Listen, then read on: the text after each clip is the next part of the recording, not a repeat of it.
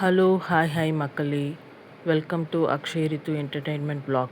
இன்றைக்கி நாம் பார்க்க போகிறது என்னென்னா சுவையான மீன் முட்டை வறுவல். வாங்க அதை எப்படி பண்ணலான்னு பார்க்கலாம். முதல்ல மீன் முட்டையை நல்லா கழுவிட்டு ஒரு கடாயில் தண்ணி மூழ்கிற அளவுக்கு ஊற்றிட்டு அதை அடுப்பில் வச்சுடுங்க.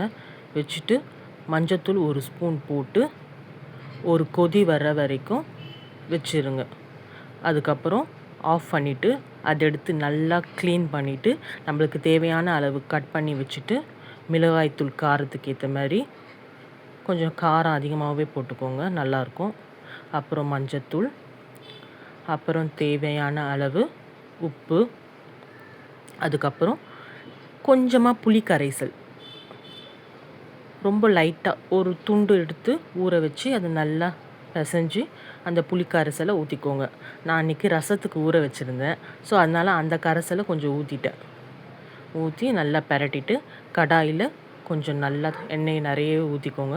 ஊற்றிட்டு போட்டுடுங்க. போட்டுட்டு என்ன பண்ணுங்க, பெரட்டாதீங்க. பெரட்டாமல் அப்படியே அதை அந்த எண்ணெயில் சிம்மு பண்ணிவிட்டு தட்டு போட்டு மூடிடுங்க. மூடிட்டு ஒரு 5 to 10 நிமிஷம் சிம்லேயே இருக்கட்டும் ஒரு பக்கம். மறுபடியும் தட்டை ஓப்பன் பண்ணிவிட்டு அதை அப்படியே திருப்பி விடுங்க. பொறுமையாக திருப்பி விடுங்க. திருப்பி விட்டுட்டு மறுபடியும் அதை தட்டு போட்டு மூடி வைங்க ஒரு 10 நிமிஷம்.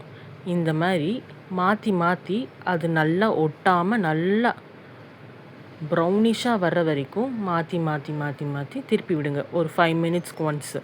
அதுக்கப்புறம் கடைசியாக சுவையான முட்டை வறுவல் ரெடி ஆகிடுது.